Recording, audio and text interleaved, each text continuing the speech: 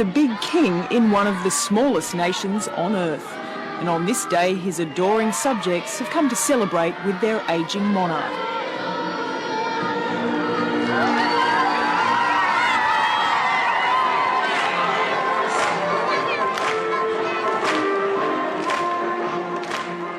His Majesty King TAUFA'AHAU Tupou IV has ruled his South Pacific people for nearly 40 years.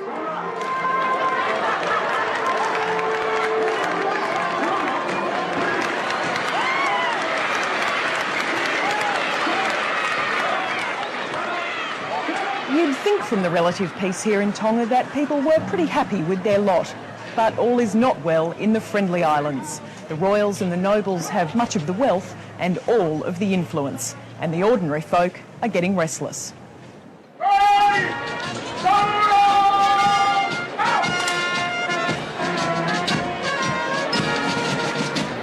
Every day they're hearing news stories of scandal, cronyism and corruption. The rule of the king here in Tonga is dictatorial, oppressive and suppressive.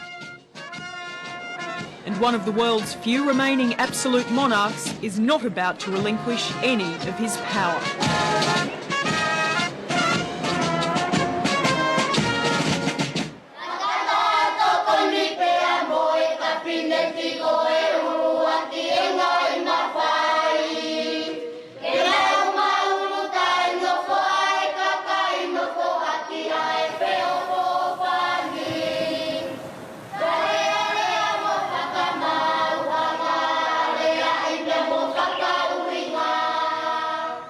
On the tiny island of Etau, the villagers live off the sea and the land with just a few modern adaptations.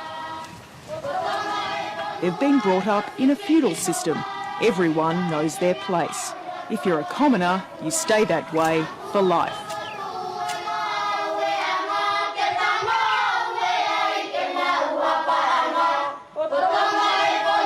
It's the King's great boast that Tonga has one of the highest literacy rates in the world.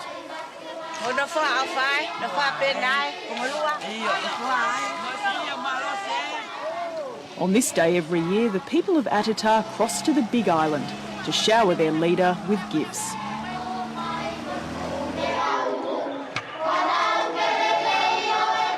In Tonga, it's the poor who offer to the rich, and they give them far more than they'll ever need.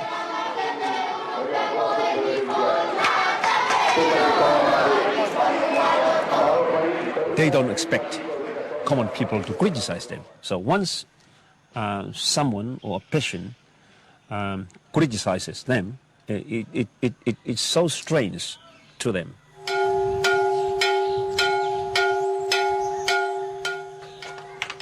In a country where democratic change has never been on the agenda, AKILISI POHIVA stands for everything the ruling class despises. He's been sued 20 times and jailed twice for speaking out. It's not easy being the head of Tonga's pro-democracy movement and the leader of the country's only political party. If they continue to remain stubborn, if they continue to hang on, hold on to power and ignore and completely ignore the people, people will rise, people will revolt.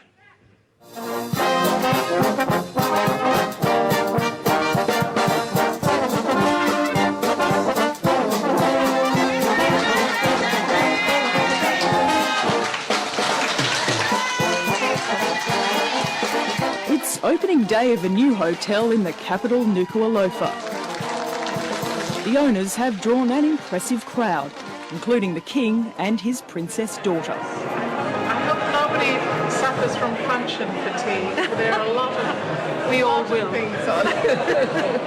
We'll just have to have a cup of tea and a lie down when it's necessary. It's a very good idea. In this town, business and politics are inseparable. The deputy chairman of the hotel is lawyer Clive Edwards. The same Clive Edwards who's Minister for Police, appointed for life by his confidant, the King. The people call him the Big Banana. They call me a dog. They call me a face dog. They call me all sorts of names. The same people all the time, who also call the King a big pig. In an earlier life, Clive Edwards was a practising barrister in New Zealand. But at home in Tonga, he thinks democracy is trendy and overrated. These so-called democratic supporters would number about, in our estimation, about 50 people. But they're pretty vocal people. A democratic system of government is a very expensive system of government, and economically Tonga cannot afford it. Not only that, our system of government is a way of life.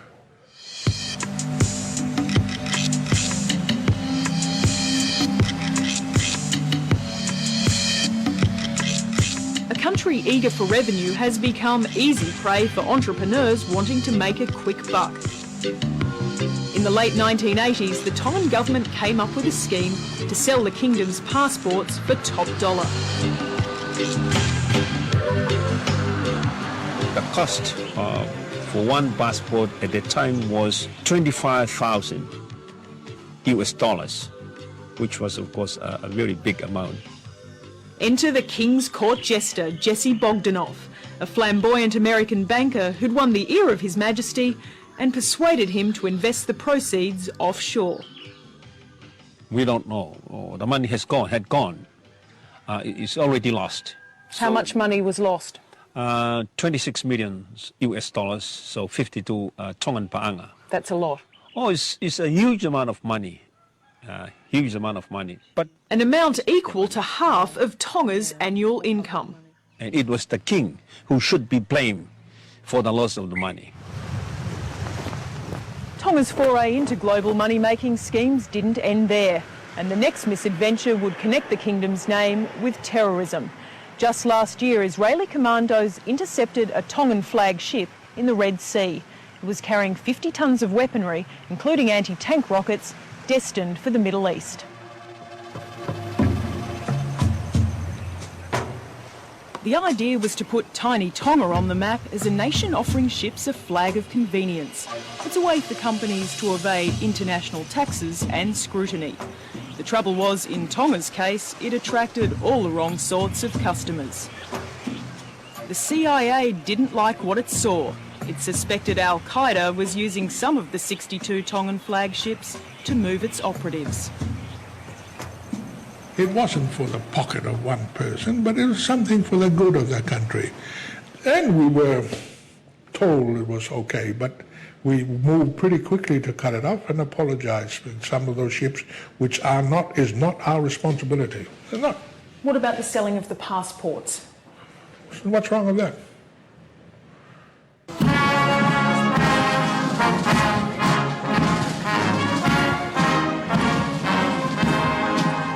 This is the next King of Tonga, His Royal Highness Crown Prince Tupatoa, beer baron, entrepreneur, internet guru, and a major player in Tonga's phone and electricity companies. The Crown Prince's critics say there's no place at the palace for a wheeler and dealer, but His Royal Highness says being an entrepreneur is what he does best. If you grow things in a sort of real farmer, George type, it's looked upon as being far more respectable than being an entrepreneur. And I'm afraid there are a lot of dishonest entrepreneurs out in the world, and also an awful lot of dishonest farmers. I can't see the difference, personally. Tell me if and when... It's snobbery, you know. I mean, it's a type of snobbery. Grenadiers. Pavlovsky Grenadiers.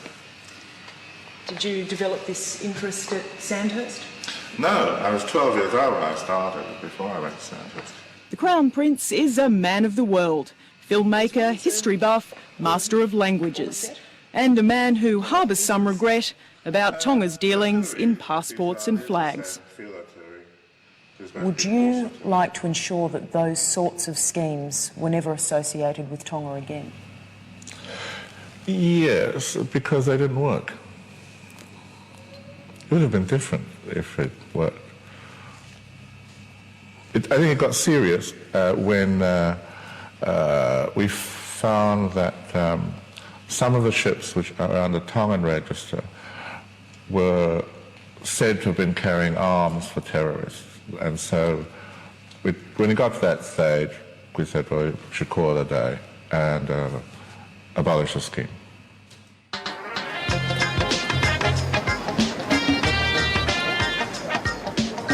It's a sorry state, but more Tongan nationals live outside of the country than at home. And it's just as well they keep sending that money back. It's the biggest source of foreign income.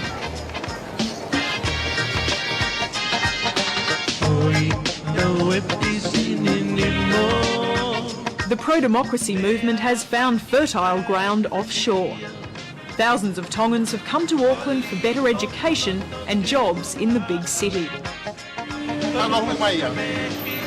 And 2,000 kilometres from home, a determined expatriate is shaking the establishment to its core. Hi guys.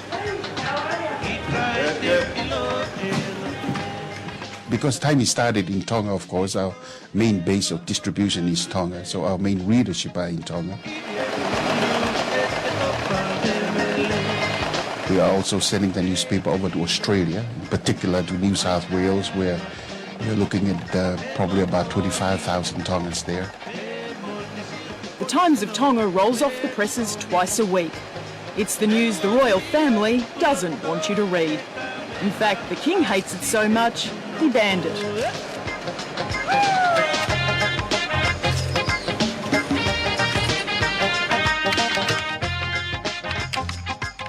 When publisher KALAFI MOALA produced the paper back in Tonga, his offices were raided, and he even went to jail for writing stories that put the royals in a bad light.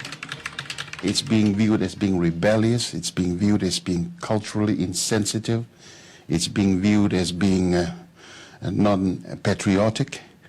And so the people in authority in Tonga are not used to being treated like that. It is, if you have a rag that's scurrilous all the time and you have to try and correct it all the time, why should we put up with it? You tell me, why should we put up with a paper that has no standing here? But whether the royals and their hardline police minister like it or not, the Times of Tonga is back on the streets.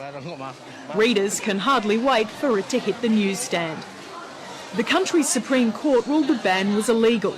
His Majesty was not amused. Now, in a grave challenge to freedom in Tonga, the King wants to change the constitution to ban publications that infringe cultural traditions. And he wants to take away power from the Supreme Court to overturn any new laws. It goes too far, even for the King's son and future ruler. Freedom of speech, you know, is guaranteed by the Constitution. And it's a mistake to try and restrict it. It's a matter of Parliament to decide, you know, my dear. Ministers have always been trying to change the Constitution ever since I was a little boy, before I was born. Why is it so important? What would happen if these amendments were passed? What would Tonga become? A police state, literally. It would become a dictatorship. Yes, welcome to the Legislative Assembly. There is at least one royal who doesn't mind admitting his family has too much power. Prince Tupelahake might be the King's nephew, but he's also a reformer. To that seat, and the ministers of the Crown. He sits here in Tonga's token parliament. Most MPs are either chosen by the King or are hereditary nobles. 9 commoners make up a hopeless minority. Does it worry you that His Majesty can't see how serious this is? It certainly does, certainly does. What about these amendments to the Constitution? Why did you suggest that the Constitution should be amended to curb the right to free speech?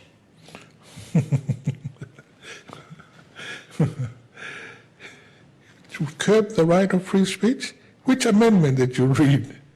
To put it frankly, I couldn't believe that somebody with intelligence will come out with those kind of laws. I would expect it to come out of Iraq. I would expect it to come out of the mind of Mugabe. But to come out of Tonga? No, outrageous.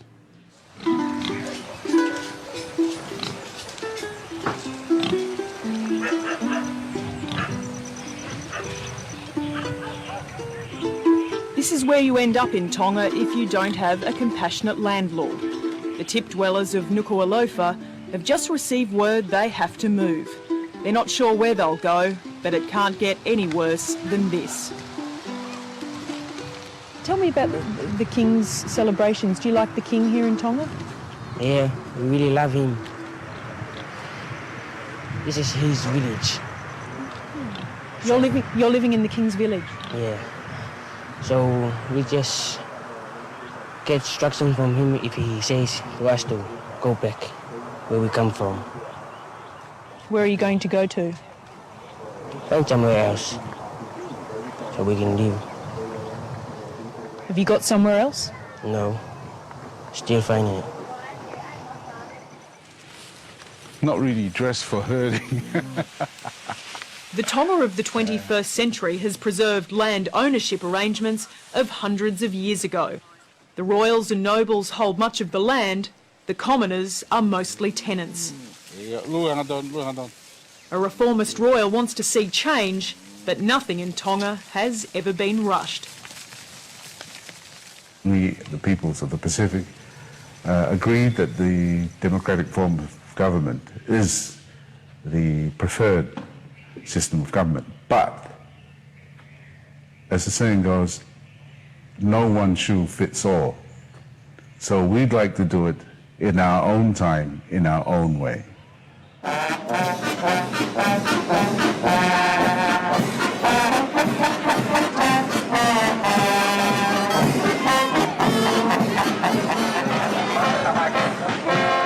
In Tonga, the party for the King's birthday rolls on.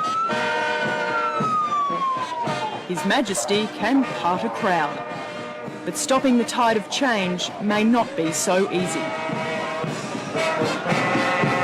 Young people will not, in the future, will not tolerate what our leaders are doing.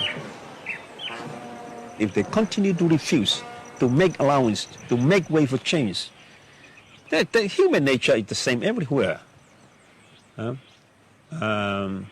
There is always a limit, and leaders are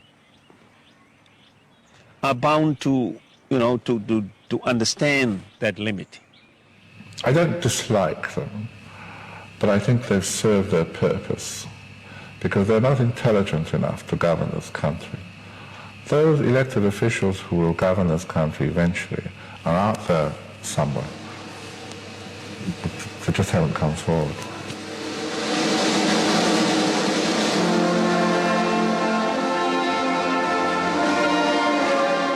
Tongans are forgiving of an old monarch whose ideas were formed before many of them were born. But there are few signs that the next in line will be any different. We don't want a third world democracy. It's quite laughable now, unstable. In some cases, it would be perfectly dangerous. Your country is about to send 2,000 troops to the Solomon Islands. That's what happens when you impose democracy overnight for the most undeniable reasons, without bothering to build the economic structure which would support democracy and give politicians an incentive to behave ethically.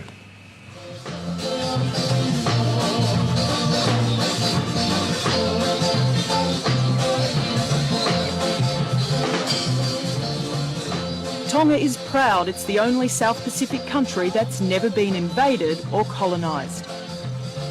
Instead, it has its own extravagant monarchy. A royal family that prospers while the people have little.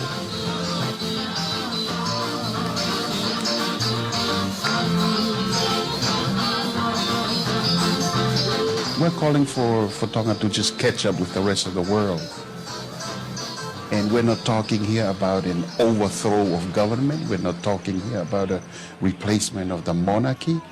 We're not talking about it. We're talking about a democratization and a reform that will allow people to choose their government. It will allow the government to become accountable to the people.